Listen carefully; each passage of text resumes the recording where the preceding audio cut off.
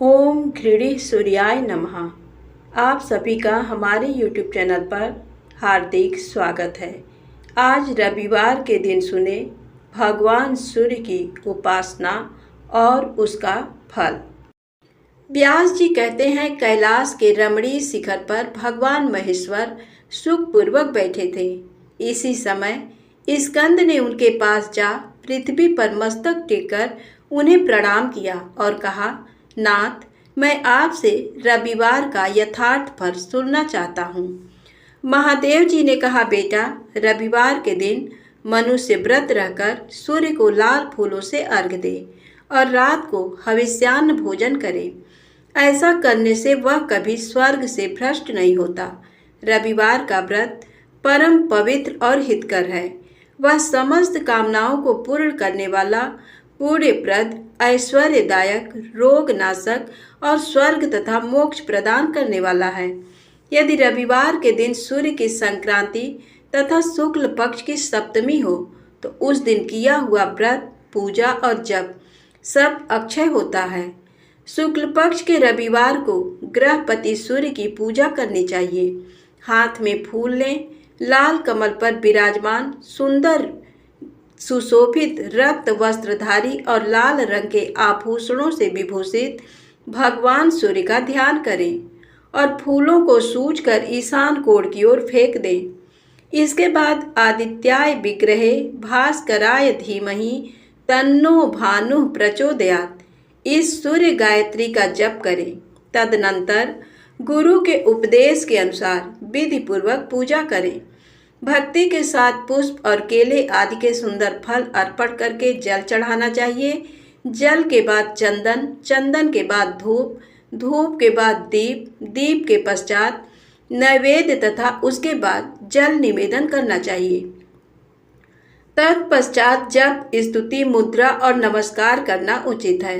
पहली मुद्रा का नाम अंजलि और दूसरी का नाम धेनु है। इस प्रकार जो सूर्य का पूजन करता है वह उन्हीं का सायुज्य प्राप्त करता है। भगवान सूर्य एक होते हुए भी काल भेद से नाना रूप धारण करके प्रत्येक मास में तपते रहते हैं।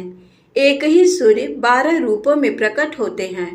मार्गशीर्षम मित्र, पौष में सनातन विष्णु, माघ में वरुण, फाल्गुन में सूर्य, चैत्र में भानु, बैसाख में तापम, ज्येष्ठ में इंद्र, आषाढ़ में रवि, श्रावण में गभस्ति, भाद्र आश्विन में हिरण्यरेता और कार्तिक में दिवाकर तपते हैं। इस प्रकार 12 महीनों में भगवान सूर्य 12 नामों से पुकारे जाते हैं। इनका रूप अत्यंत विशाल, महान, तेजस्वी और प्रलयकालीन अग्नि के समान देदीप्यमान है। जो इस प्रसंग का नित्य पाठ करता है उसके शरीर में पाप नहीं रहता।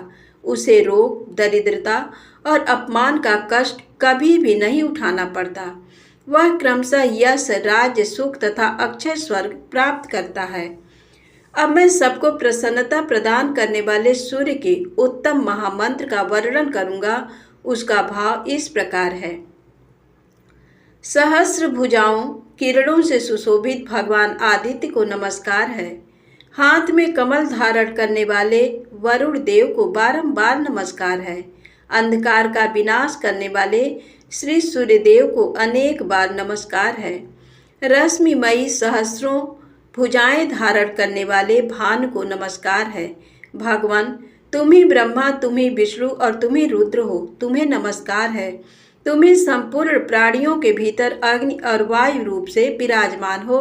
तुम्हें बारंबार प्रणाम है। तुम्हारी सर्वत्र गति और सब भूतों में स्थिति है। तुम्हारे बिना किसी भी वस्तु की सत्ता नहीं है। तुम इस चराचर जगत में समस्त देहधारियों के भीतर स्थित हो। इस मंत्र का जप करके मनुष्य अपने संपूर्ण अभिलषित पदार्थों तथा स्वर्ग आदि के भोग को प्राप्त करता है। आदित्य, भास्कर, सूर्य, अर्क, भानु, दिवाकर, सुवर्ण रेता, मित्र, पूषा, त्वष्टा, स्वयंभू और तिमिरास ये सूर्य के 12 नाम बताए गए हैं। जो मनुष्य पवित्र होकर सूर्य के इन 12 नाम का पाठ करता है वह सभी पापों और रोगों से मुक्त हो परम गति को प्राप्त होता है। खजानन, अब मैं महात्मा भास्कर के जो दूसरे दूसरे प्रधान नाम है उनका वर्णन करूंगा। तपन तापन कर्ता हर्ता महेश्वर लोक साक्षी त्रिलोकेश व्योमाधीप दिवाकर अग्निगर्भ महावित्र खग साप्ताश्ववाहन पद्महस्त तमोभेदी ऋग्वेद यजुः सामक कालप्रिय पुंडरीक मूल स्थान और भावित। जो मनुष्य भक्ति पूर्वक इन नाम का सदा स्मरण करता है उसे रोग का भय कैसे हो सकता है। कार्तिकेय तुम यत्न पूर्वक सुनो।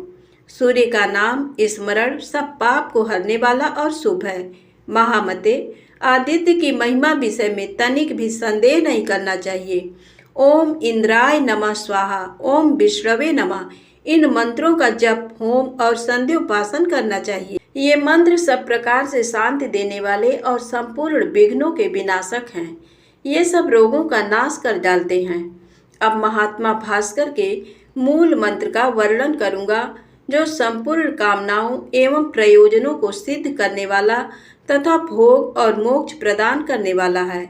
वह मंत्र इस प्रकार है। ओम ह्रां ह्रीं सः सूर्याय नमः। इस मंत्र से सदा सब प्रकार की सिद्धि प्राप्त होती है, ये निश्चित बात है। इसके जप से रोग नहीं सताते तथा किसी प्रकार के अनिष्ट का भय नहीं होता। ये मंत्र ना किसी को देना चाहिए और ना किसी से इसकी चर्चा करनी चाहिए, अपितु प्रयत्न पूर्वक इसका निरंतर जप करते रहना चाहिए। जो लोग अभक्त पाखंडी और लौकिक व्यवहारों में आसक्त हों उनसे तो इस मंत्र की कदापि चर्चा नहीं करनी चाहिए। संध्या और होम कर्म में मूल मंत्र का जप करना चाहिए। उसके जप से रोग और क्रूर ग्रहों का प्रभाव नष्ट हो जाता है। वत्स दूसरे अनेकों शास्त्रों और बहुतेरे विस्तृत मंत्रों की क्या आवश्यकता है। इस मूल मंत्र का जप ही सब प्रकार की शांति तथा संपूर्ण मनोरथों की सिद्धि करने वाला है। देवता और ब्राह्मणों की निंदा करने वाले नास्तिक पुरुष को इसका उपदेश नहीं देना चाहिए। जो प्रतिदिन 1, 2 या 3 समय भगवान सूर्य के समीप इसका पाठ करता है उसे अभिष्ट फल की प्राप्ति होती है। पुत्र की कामना वाले को पुत्र, कन्या चाहने वाले को कन्या, विद्या की अभिलाषा रखने वाले को विद्या और धनार्थी को धन मिलता है।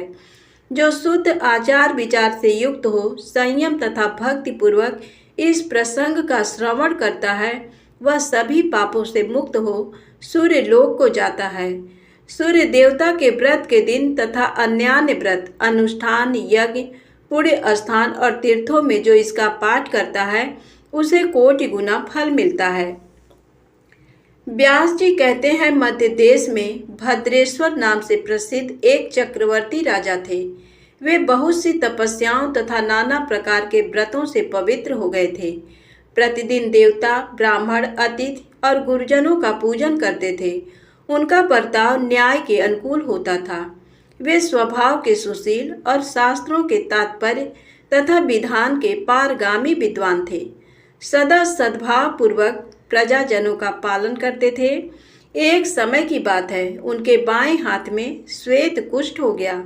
वैद्यों ने बहुत कुछ उपचार किया किंतु उससे कोढ़ का चिन्ह और भी स्पष्ट दिखाई देने लगा। तब राजा ने प्रधान ब्राह्मणों और मंत्रियों को बुलाकर कहा, विप्रगण, मेरे हाथ में एक ऐसा पाप का चिन्ह प्रकट हो गया है जो लोक में निंदित होने के कारण मेरे लिए दुस्सह हो रहा है। अतः मैं किसी महान पुण्य क्षेत्र में जाकर अपने शरीर का परित्याग करना चाहता हूँ। ब्राह्मण बोले, महाराज, आप धर्मशील और बुद्धिमान हैं। यदि आप अपने राज्य का परित्याग कर देंगे तो ये सारी प्रजा नष्ट हो जाएगी, इसलिए आपको ऐसी बात नहीं कहनी चाहिए। प्रभु, हम लोग इस रोग को दबाने का उपाय जानते हैं। वह ये है कि आप यत्न पूर्वक महान देवता भगवान सूर्य की आराधना कीजिए। राजा ने पूछा, विप्रवरों, किस उपाय से मैं भगवान भास्कर को संतुष्ट कर सकूंगा?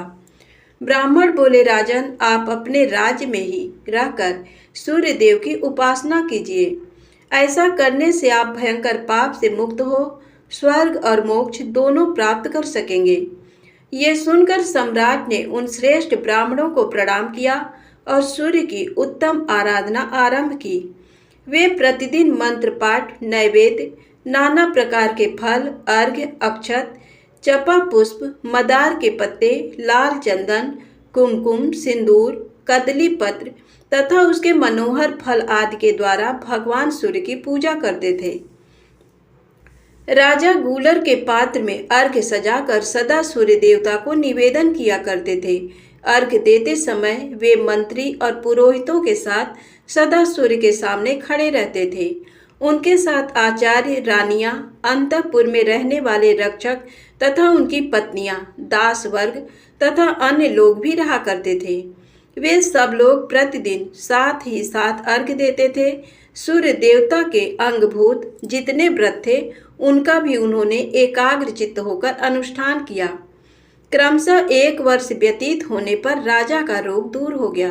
इस प्रकार उस भयंकर रोग के नष्ट हो जाने पर राजा ने सबके द्वारा प्रभात काल में सूर्य देवता का पूजन और व्रत कराना आरंभ किया। सब लोग कभी हविष्यान्न खाकर और कभी निराहार रहकर सूर्य देवता का पूजन करते थे। इस प्रकार ब्राह्मण, क्षत्रिय और वैश्य इन 3 वर्गों के द्वारा पूजित होकर भगवान सूर्य बहुत संतुष्ट हुए और कृपा पूर्वक राजा के पास आकर बोले, राजन, तुम्हारे मन में जिस वस्तु की इच्छा हो उसे वरदान के रूप में मांग लो। सेवकों और पुरवासियों सहित तुम सब लोगों का हित करने के लिए मैं उपस्थित हूँ। राजा ने कहा, सबको नेत्र प्रदान करने वाले भगवान, यदि आप मुझे अभीष्ट वरदान देना चाहते हैं तो ऐसी कृपा कीजिए कि हम सब लोग आपके पास रहकर ही सुखी हों।